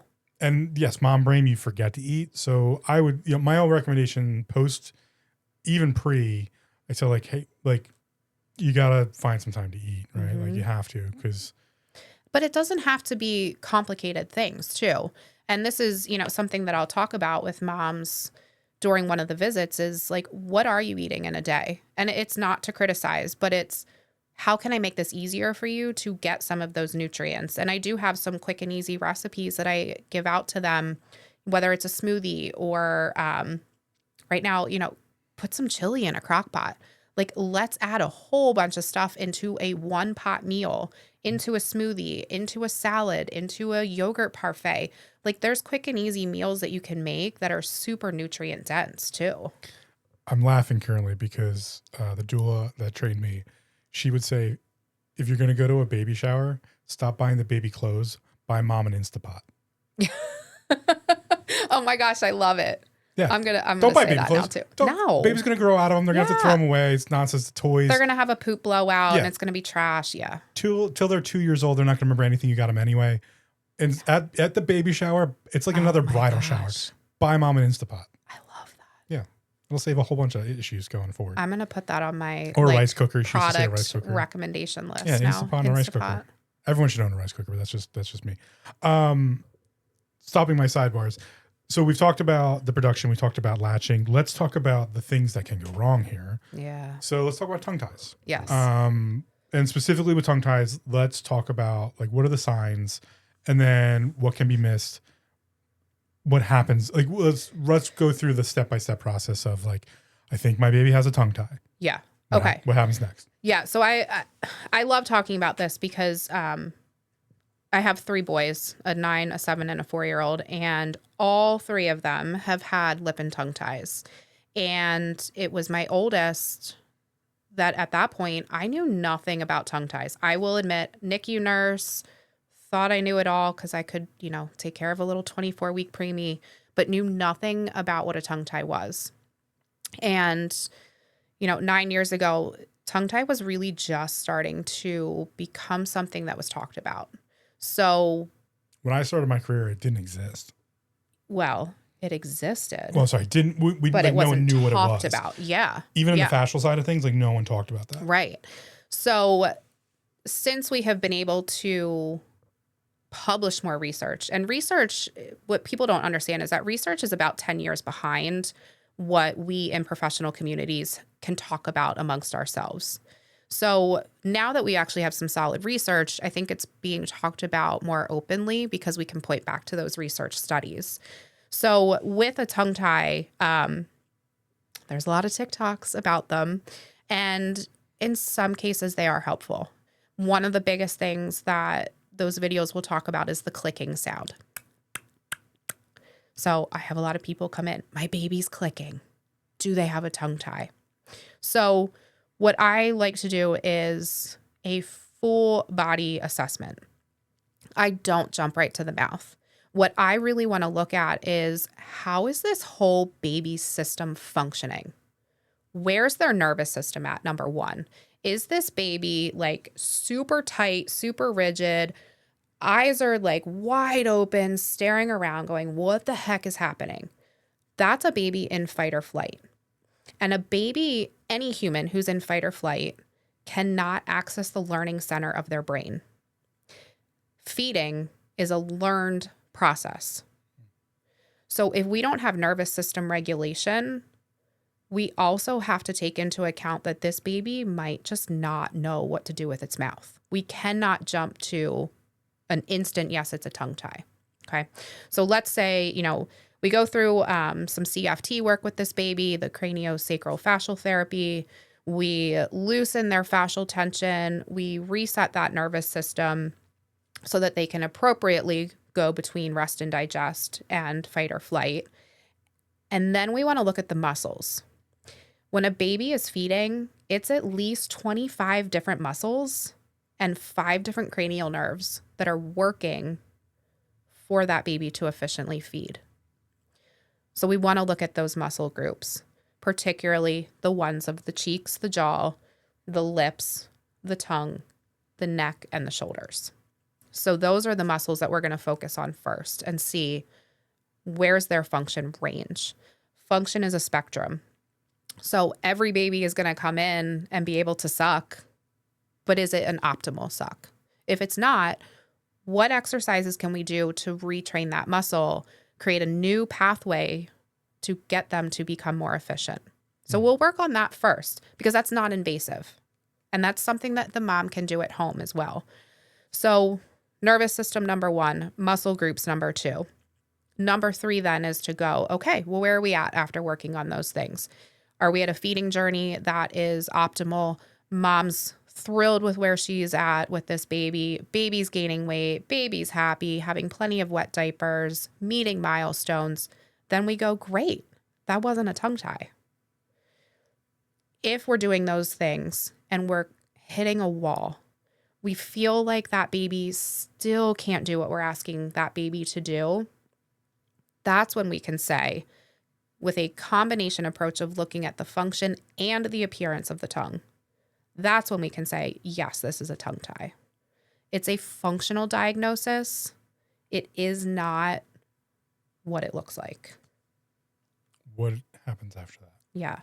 So after that, then we have a whole conversation about what oral restriction plays into for feeding, what it plays into in the role of solid foods, what role it plays in speech, what role it plays in sleep, what role it plays in dental hygiene, what role it plays in the lifespan.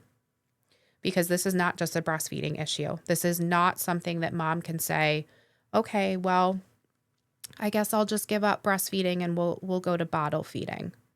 We could do that. It would just be putting a Band-Aid on the problem at hand. So I think it's important for parents to know that this is a full lifespan effect that this oral restriction can have. Some parents will say, you know what, I'm just not comfortable at this point to do a release procedure. A release procedure would involve going to a pediatric dentist who uses a CO2 laser, which is a heat-based tool, to release that restricted fascia under the tongue, sometimes also under the upper lip, because we can have upper lip ties as well. Not as common, but we can also have buccal ties, which are on the cheeks. All of those can impact feeding. So we talk about the release procedure for any number of those. Some parents, for whatever reason, don't feel comfortable choosing to go that route right now. And that is completely fine. Again, I'm a family-centered care practitioner. I am going to support whatever that family's decision is. If they don't want to do that, okay. How can we optimize where we're at right now? And here's the information that I want you to keep in the back of your mind for those future milestones. Because again, if we can look at those future milestones and go, oh, I think this is becoming a bigger problem, we can get a jump on it right then. And that family can feel really empowered in the future to say, here's the problem I'm seeing. Now I want to take action, and here's why. Are there any other current options for working with, instead of like the CO2 laser? Are there any other options that people are working on? Any other options? Because I'm thinking, as soon as you gave me all that, my brain goes into, okay, well, I know a lot about the fascial system. I also know about the developmental system of the fascial system, how it develops over time. Tongue ties typically turn into some sort of speech issue. That speech pathology doesn't get noticed until usually kindergarten, first grade. Even then, the IEP might not come through till 5th grade that they really start working on it. We don't have time to get into the whole education system and IEPs and how broken that is. So I'm gonna just. I have a person in mind that I want to bring on for speech pathology. So, but as far as fascial comes, so I want to break down for a second. CFT, craniosacral fascial therapy. Yeah. Craniosacral, that's hyphenated. That's why it's CFT. Craniosacral therapy is a type of therapy that deals with the fascial system by engaging it at the fascial level. There are multiple levels of the fascial system. It is not something we understand. As Liz said, most practitioners are 10 years behind just on research. The fascial system, we're 25 years behind on just the research that we had there. Yep. 30 years ago, we knew about it. 25 years ago, actually it's probably more than that now, but Dr. Giambarto gave us like a really good understanding of living fascia. We're still catching up. When it comes to fascial development, what I can tell most people is along the lines of think about a webbing in the body. And when we talk about that webbing connecting things together, craniosacral means from the cranium, the occipital cranial attachment point, all the way down the spinal line to the top of the sacrum and then weaving throughout the sacrum. Yes. So when we talk about developmental issues as far as fascia goes, that can turn into, and I don't have research to back this up, so please don't shoot me for this one. We're talking about anything from a tongue tie to a, scoliosis to, we're talking about the spinal column. We're talking about the fascia of the spinal column and how it's reacting. We're talking about digestive issues. We're talking about liver, kidney function. We're talking about pulmonary. We're talking about all of those things. I mean, they have been able to isolate. It's called the deep frontal line. Yes. So they have done cadaver. So you know all your fascial lines. I do. So with cadavers, they've been able to isolate that deep frontal line that literally connects the tongue to the tip of the toes. So what people don't understand with tongue tie is that this is just the tip of the iceberg. The tongue is the portion that we can see the tension, but that whole frontal line is wreaking havoc throughout that whole body system. I always use the analogy of, and this is going to date me now, but, phone cords. Like I'm talking actual phone on the wall. Bring back the 80s. Yes, landlines. So the curly Q phone cords, I don't remember how many times as a kid that I would go to pick up the phone and that stupid phone cord was just all tangled and knotted. So that's like our deep frontal line with a tongue tie. You can unclip that phone cord, aka release a tongue tie, and that phone cord is not going to unravel itself. You would quite literally have to manually unravel that phone cord and then plug it back in. That's that deep frontal line.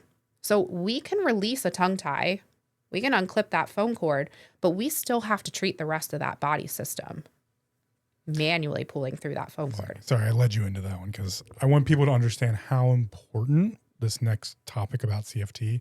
We're talking about the basics here. We're talking about, tongue ties to look for, the signs. Now we're going to jump into CFT. Yep. And I do craniosacral therapy on adults. Even developmental, I'll do it on young athletes. I use craniosacral probably, I would go out on a limb and say Stoic Bodywork, the Stoic Bodywork methods, what I train my apprentices in, doesn't exist without my craniosacral work. Yeah. The understanding of the fascial system, now I've branched out of that, and now I understand how the fascial system works, and I do spinal reading from traditional Chinese medicine, a whole bunch of things. I started with that. But learning that link between cranium sacrum down through the deep core line, how the deep core line associates with all the organs, as well as your abdominal control of the spinal column, right? So everyone wants to talk about, oh, my back hurts, or, oh, my core feels weak. Mm-hmm. Well, really what's happening is your spine feels like it's in danger.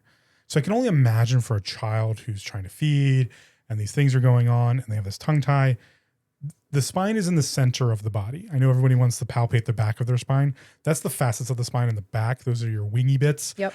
Your spine is actually in the front of your spine is actually in the center of your body, which is where the deep core line attaches to. So I can only imagine the panic that must set in for a child who has a tongue tie or anything like that. They have no idea what's happening because their deep core line's not working correctly. Yeah. So let's talk about the work you do, CFT. Tell us all about it. Yeah. So I took the training 2 years ago, and it's a combined training. So you start out with the foundations class, which teaches you about what CFT is, teaches you the basics of the body, how it's all interconnected, and how do you practice that on adults. The second part of the course then is how does that translate to the infant, particularly an infant with oral restriction. So Dr. Gillespie, his background was actually in dentistry. So he was able to bring in this really unique perspective about different oral touch points within the mouth and how that then translates to the rest of the body. So that was the reason I ended up becoming a CFT practitioner, and not choosing another bodywork modality, because I wanted that intraoral piece to it. So it definitely is a game changer with any baby who has oral restriction. And again, oral restriction can be the tongue, the cheeks, or that upper lip. So to be able to address not only that very superficial fascial tissue in the mouth, but then being able to work for the full body system is a game changer for me and for any reputable pediatric dentist. Prior to a release, it should be a prerequisite to do body work. If we are not doing body work ahead of a release procedure, we're not going to get a complete release, because we want that fascia to stretch and move and be dynamic to its fullest extent. And that's a very unique thing, because every baby is going to have a different range of motion. But we want them to be able to express what their fullest range of motion is, so that we know exactly what part of the fascia is tight, what's restrictive, and what needs to be released. That's going to lead to those optimal outcomes. Other things, though, that really can affect the fascial network is the birth story. And that can be C-section or vaginal. Both, I think, come with its own complication. This is true for mother and child. Absolutely. Absolutely. Because I deal with moms on this side. Yeah. Yeah. C-section can come with a lot of feelings. Even when it's planned, there's just different feelings that surround a C-section. And those feelings that mom has, not just during labor, but also during her pregnancy, can be passed to the child. So if there was a lot of just turmoil in mom's life during that pregnancy, I do tend to see babies that are stuck in that fight or flight. They're very, they almost come across guarded. Everything is just close to the core. It is drawn inwards. We have this internal rotation, and it's like they are just protecting themselves from the world. I actually worked with a little boy who was adopted, and that was wild for me, because that little boy had so much emotional release.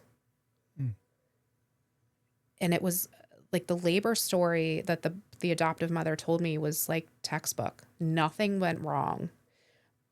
But I can only speculate that the emotional turmoil that birth mother went through was something that was passed to that baby. So it's not always about body tension too. We can absolutely have emotional tension even within infants. So I do want to take a small second to talk about, because this is a pet peeve of mine in the industry, specifically my side of the industry, where people are doing body work. A lot of people are doing massage, saying they're doing body work, blah, blah, blah. I've talked about it a lot. What Liz just described is what's known as a somatic system issue, right? So we have emotions that become available to the neurological system due to release of some sort of issue in the fascial lines. That brings on an emotional outcome.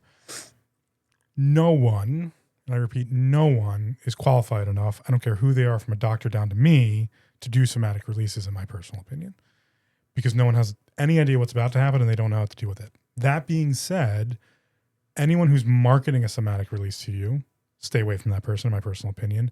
If it happens during craniosacral therapy, we are trained to know how to do that, or craniosacral fascial therapy, CFT therapy, like that is part of the training. So I want everyone to know, like, as much as I say that on my side, avoid people who are marketing to you somatic release. If you're an adult, be under the care of a mental health professional, because you're going to need that support structure.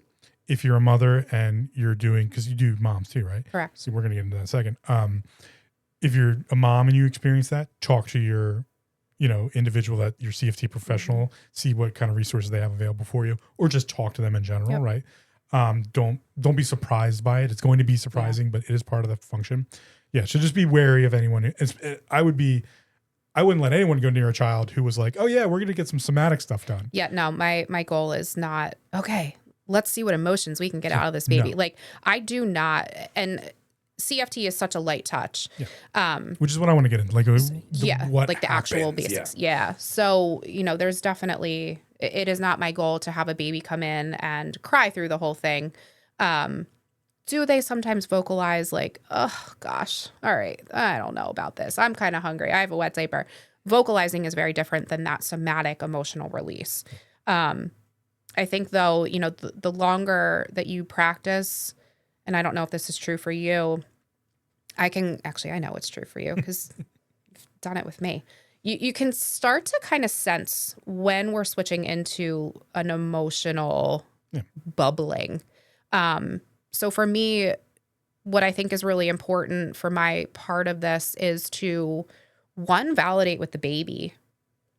This seems really hard. You're safe. I don't care if this baby is 3 hours old. I want that baby to know as a human being that they are safe. So I will talk them through it. I will also talk through things with the mom and say, hey, I'm starting to feel like there's some emotion that your baby is going to be letting out. That would be interesting because with a baby, it's probably raw. It's probably like, here's an emotion. Yeah. With adults, I have to be like, what emotion is this? Yeah. And so I do feel like based on and this is where I love being able to connect like my science-y side with the nursing background to my, let's just dive in and see what the body's going to tell me, because there usually are very specific touch points that I'll get to where this emotion's released. And sometimes, most times, we can actually pinpoint it back to something that the mom had told me about her labor or about the positioning that the baby was in for the majority of the pregnancy. So it's really neat to be able to connect the dots. And I think that helps the mom to be able to sit there and comfortably witness her baby going through this. Oh yeah, I didn't even think about that. Because like, that's a hard thing. I mean, our instinct as mom is to just like pick that baby up and make it better. I wonder what the emotional response of the mother in the room affects the baby at the same time.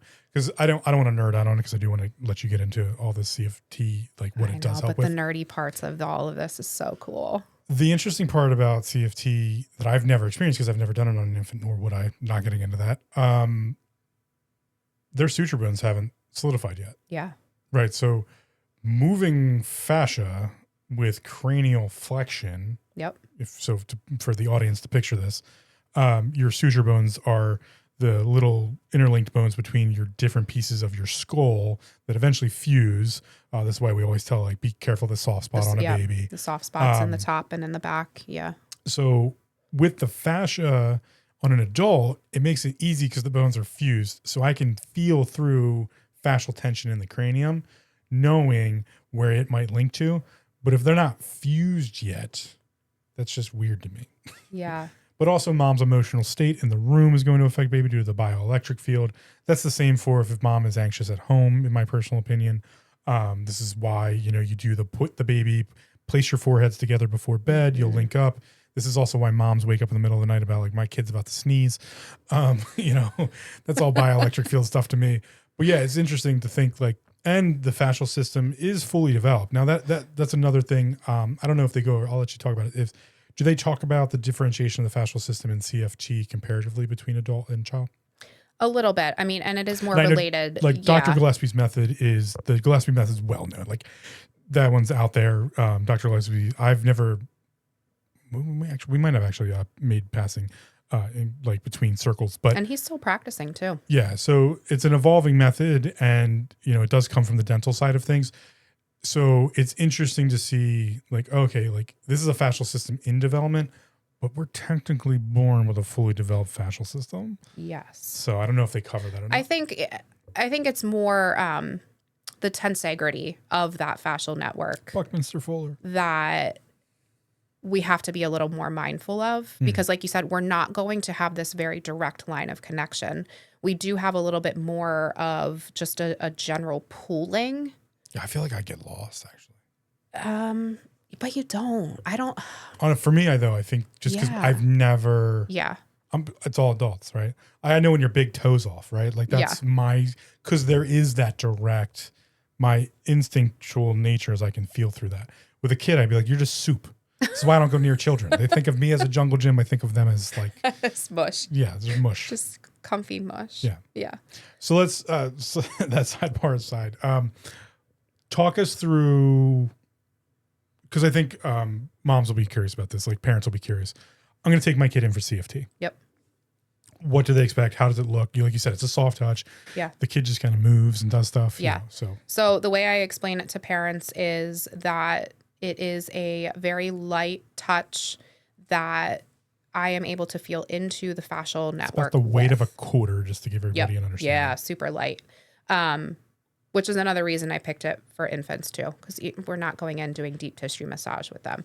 So knowing that it's a very soft touch that allows me to just feel into their fascial network and help that baby get into that fullest expression so that their body is able to unwind and release tension. With infants, it does look different than adults. Adults, they're going to be moving their body parts. Babies are not. So I'm helping that baby and guiding that baby based on that fascial pool to go where it wants to go.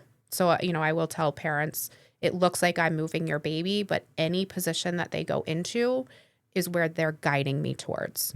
We have this saying in our training that we are to follow the yes. So it is not something where we go, oh yeah, that left side, baby doesn't want to look towards that side. I'm not going in and pushing that kid's head to the left. That baby wants to go all the way to the right. That's where we're going to follow. The body will have its own innate ability then to get into that fullest expression, sense it, integrate it, release and unwind that tension. Then we come back to center, and then that's when we get that dual movement side to side and that equal movement. So I really just tell parents, baby's in charge. At the end of the day, the baby is completely in charge of the session. I'll talk about some of the vocalizing the baby might do, whether it's just, oh, this table's cold, I have a wet diaper, this feels funny, this isn't my mom's hand on me. So there's vocalizing, and then there's that emotional somatic release. And I will definitely instruct and kind of guide them through what to expect on each parts of that. Yeah. And I would tell people, like, it really is, I'm imagining it because I do it with adults. Baby lays on table, quarter's weight of hands on baby. And yeah, that's it. Yeah. Like, and honestly, I warn people all the time, anything you do, if you're a true body worker, and I would consider it like you're doing true body work, it's the most boring thing unless you're doing it, feeling it, or experiencing it. Yes.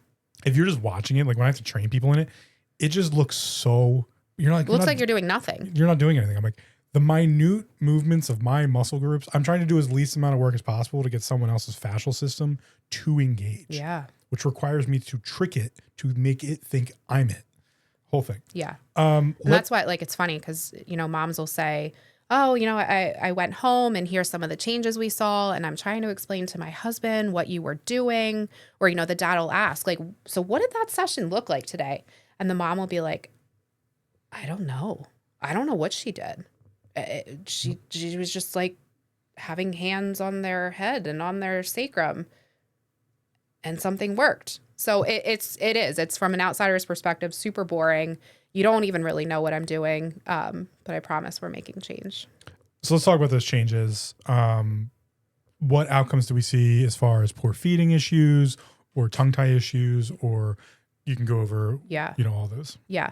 So feeding related, the biggest thing that I will hear moms say is that they go from feeling a lot of pain. It feels like their baby's just clamping or pinching. And we are able to release that fascial network surrounding the cranium and particularly the jaw so that mom does not have that sensation of discomfort and pain while nursing. Another big change that we're able to see with CFT is the baby's comfort due to GI related discomfort. I have a lot of those babies come in who were just told, oh, they have reflux, or, oh, it's just colic. No, colic's not a real thing. It's a symptom of something else. And usually it's a symptom of fascial tension throughout that abdominal system. So that'll be another one. To give people an understanding on that, the fascial system literally wraps your entire network. So all of your organs are wrapped in fascia, all your bones, all your muscles, they're all wrapped in fascia. Cells, everything. Yeah. So when we do fascial release work, we are releasing the tension on that organ structures, and the intestines is a very big organ. I see this with people who come in, they're like, oh, I have, some sort of digestive issue. I'm celiac. Like, are you sure? Are you positive? I'm not your doctor, right? I'm not a medical professional. This is not medical statements whatsoever. But I've done fascial work on someone's stomach, and they'd be like, I can eat pizza again. Yeah. Like, yeah. I'm not, maybe that's not the best answer, but it does change digestively because it wraps your entire digestive tract. I mean, I'll see a baby who the mom comes in and is like, this baby hasn't pooped in 7 days, and that's their normal. We do some release work in that abdominal system. It then allows the intestines to work better and to function more appropriately. So now we're having daily bowel movements. So yes, I'm not making change to the gut or to the stomach, but I'm making change around that system. And it's when we release that tension surrounding a body system that we'll see symptom change.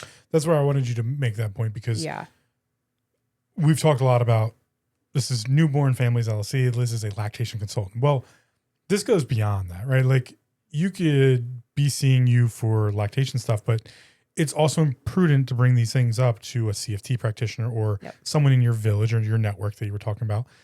Hey, my baby seems to be having odd bowel movements or anything like that. Mm-hmm. Oh, CFT helps. Yeah. Like, okay. So you see latching, tongue tie, digestive, other outcomes you see from CFT that you want people to know about? Another big one is torticollis. So, the side preference is what most parents will notice. Oh, my baby always wants to look to the right. That's another thing that we can make huge change with. Another thing as well is flattening of the head. So whether that's on the side, on the back, anywhere where there is an asymmetry between both sides of the head. We have cranial bones that aren't fused yet. So this is like the prime time to make some really positive change and adjustment. I say that too about women postpartum. Yes. Women postpartum is a great time. Look, I know you're busy, and I know everyone else has tried to make you do things. You got to feed baby. But I usually say within the first 3 months, it's hard for us to work on you because we don't want to, you're healing. You still got to heal. After that, though, for about 9 months after that, it takes about a full year. They don't really tell you. It takes about a full year to more than that. Yeah, full year for the fascial system to come back online. You should be able to work out pretty regularly again. Yeah. Rushing that is up to you, but I wouldn't advise it. Up to 2 years for okay, things have finally should be fused back together again. That's not to state that you might not have another pregnancy in that time frame. So after pregnancy, the postpartum, that's a great time to do fascial work. Yep. Yes, it's hard to find the time for it and all that stuff, but so how often do you do fascial work with mama and baby? So I've done a couple sessions where it's been me and another practitioner. One of us will do work with the mom. One of us will do work with the baby. And what is so cool about doing that is the release patterns are exactly the same. The baby is just a sped up version of what the mom ends up doing. So just to speak back to that, that bioelectric field and that connection there, what baby experiences, mom will experience, and vice versa. There's also times where baby's just not having it in my office that day. They're tired, they're done, they're tapped out. But I know that there's change that can be made. If I can't make it with baby, I will lay hands on mom, and mom will then report that baby still had some positive outcomes. I've always wondered about the parasympathetic, sympathetic. In the human system, we talk about the bilateral sympathy, right? So if I do one thing to one side, I should do it to the other side because the body's bilaterally sympathetic. But parasympathetic, sympathetic nervous system response, bioelectric field, should be a similar response in baby, right? Yep. Baby sees mom lift arm, baby tries to lift arm. Right. Baby sees mom curled up in pain, baby curls up in pain, right? Animals do it too. Yeah. Before we go into maybe more of that, how soon can a baby be worked on? Seconds old. Oh. Yeah. There's no time limit on when they can start because it is such a gentle modality. We can start at any point. So, yeah. Is there any preventative work you do with CFT? I do it with athletes. To give you an example, like if I'm going to work on an athlete and I know their season's coming up, I'm doing a different, like there's no issue yet, right? They haven't got the sprained ankle. They haven't thrown their shoulder out. Yeah. I'm preparing what's called the glide, right? Making sure everything's gliding. Is there anything like that for infants? Not necessarily like directly after birth. But let's say mom and baby, quote unquote, graduate from lactation care. I will then discuss infant development and all of those different leaps, those milestones that those babies are going to be going through. And that's a lot of change on the fascial network too, then. Teething is a huge one that will make a lot of really yucky symptoms for babies. That's kind of what I wanted to finish up with here. Like, okay, we move into progression here. We've talked a lot about mom and baby. Let's talk about, okay, like kids 1 year old. Like, let's do that progression. Okay. Because you do the whole family thing, right? Yeah. Is there an age group you go up to, or is that like anybody? Okay. Yeah. So what happens next? Right? We've done the feeding, maybe they're weaning off of feeding or something like that. What other things do you get into at that point? Yeah, it's a lot of prevention at that point, or not even prevention, but just education. Because I want that family, no matter what stage they're in, to feel empowered. I want them to know what to expect, because when we know what to expect, we don't get panicked when that thing pops up, or if that thing doesn't pop up. So, solid foods. If that baby's not tolerating solids, okay, that mom can then be proactive, feel empowered to go for a feeding consultation, go seek early intervention. So it's just about continuing to keep her plugged in with what to expect in her baby, and then plugged into the community and those resources that can help her. So you would say it's not too late? Never. Right? No. Because I think, mom gets done feeding, baby still has issues. Where do I go? Right? There's this weird, I call it like a subliminal block between when a baby's a baby and a kid's a kid. Right? Like, what do you take them to their pediatric? Do you just go like, we go to the GP? Yeah. What do we do? So I'm not sure if you're a mind reader or what, but I have been wanting to do a little bit of rebranding with newborn families to start to include like I haven't figured out the right terminology, but almost like a medical consulting, because we don't have the ability to just have discussion. You go into your pediatrician and it's a 15-minute window that you have to sit with them. They're not going to sit and give you all of the information about whatever you're asking about. They are not going to be the ones to say, hey, here's everybody out in the public or, out in the medical community that you can talk to about this. So I think it's another need that I've been seeing. And again, it goes back to what I experienced with my own kids. Who can you talk to have a respectful and educated discussion on different things that you're seeing come up with your kids? So that's probably a little glimpse into what the future of newborn families will be, is to add that consulting part so that moms do have a reputable person to just go talk to.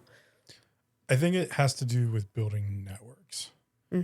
I'll just go out on a limb here because I can get away with this because I'm not a medical professional.